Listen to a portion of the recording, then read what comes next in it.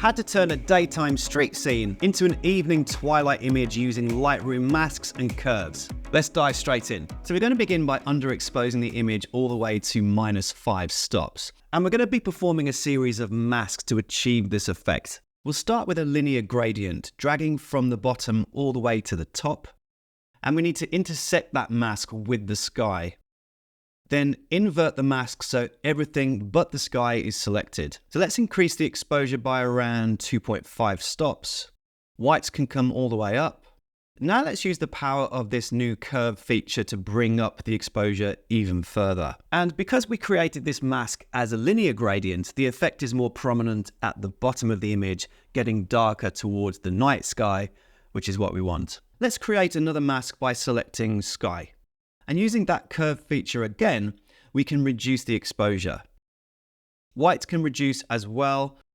And this image does look a little strange right now, but the scene is going to come to life with the next couple of masks. Because this is going to essentially be a sunset twilight scene, we need to change the white balance with some warmer tones. Tint can come up to +25. Let's bring up the global whites for better overall contrast and a touch of vibrance in those warm tones. The next thing we're going to tackle is the horizon behind those buildings to create that beautiful sunset. So let's create a new mask, this time being a radial gradient, and I'll place it across the horizon part of the image. Quite wide is going to be better. And let's intersect that mask with the sky once again. And you can see exactly where this effect is going to be using the red overlay. The exposure can be restored, highlights down a touch, and let's add those gorgeous warm tones using the temperature and tint sliders. Hue can be moved slightly into the reds, and let's just see a quick before and after.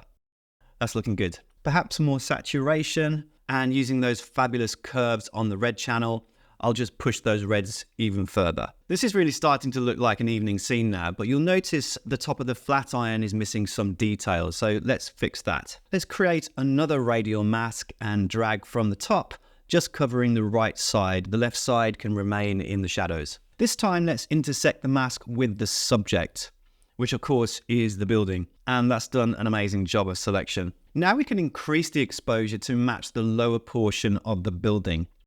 Whites can come up and blacks down a touch. And finally match the color using those warm tones again. So let's see it before and after. Much better. Let's bring some focus to the car in the foreground. This time I'll use the object selection to create a mask. Just cover the car, and Lightroom does a very decent job, as you can see. And a couple of adjustments to add some warmth using the temperature slider.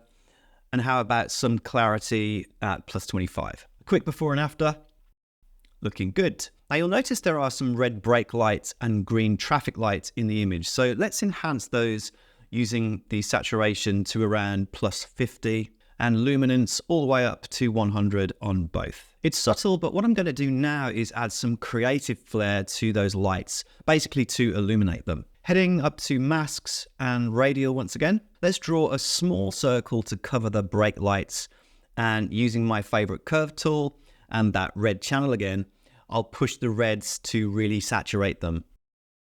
And using the global curve, here's the trick to really illuminate those lights. How good is that? Now all we have to do is right click and duplicate the mask, then reposition over all of the other brake lights, making sure to reduce the size to match the light source. Now here's a little trick for those green traffic lights. Simply take that red channel and drag the point into those aqua greens, and boom, nice green glowing traffic lights. Now we do have a lot of masks going on here, but that's absolutely fine. There is another creative effect that I'd like to add, and that's brake light reflections on the road. Using an oblong radial filter, just place that on the road. There, looks about right. And using subtract with the brush tool, simply remove the top portion of the mask. Now we can add a little bit of exposure, some warm color temperature. Tint makes them nice and red, and we can tweak the hue slider and then a small boost in the saturation. Now we can duplicate the rest. And within 5 minutes or so, we've changed this New York street scene from bright daylight to an entirely different time of the evening using mask work and mostly the power of curves. Now, the use of curves within a mask is something that is relatively new and, in my opinion, a real game changer for users of Lightroom. I'm just hoping that eventually we'll be able to manipulate and adjust individual color mixer sliders within a mask. That would be some incredible feature. Anyway, thanks for watching. Please do me a favor and subscribe to the channel. That really helps me as a content creator. Don't forget to hit that like button if you enjoyed the video. I have a headshot photography course available on my website. So if you're interested in improving your portrait and headshot skills, this is the course for you. There's over 50 videos and 5 hours of training on the course. I also have a Lightroom preset pack, which includes autumn colors, dark tones, earth and sky, portrait, urban and street, all within the pack. So give that a check out. I'll catch you on the flip side.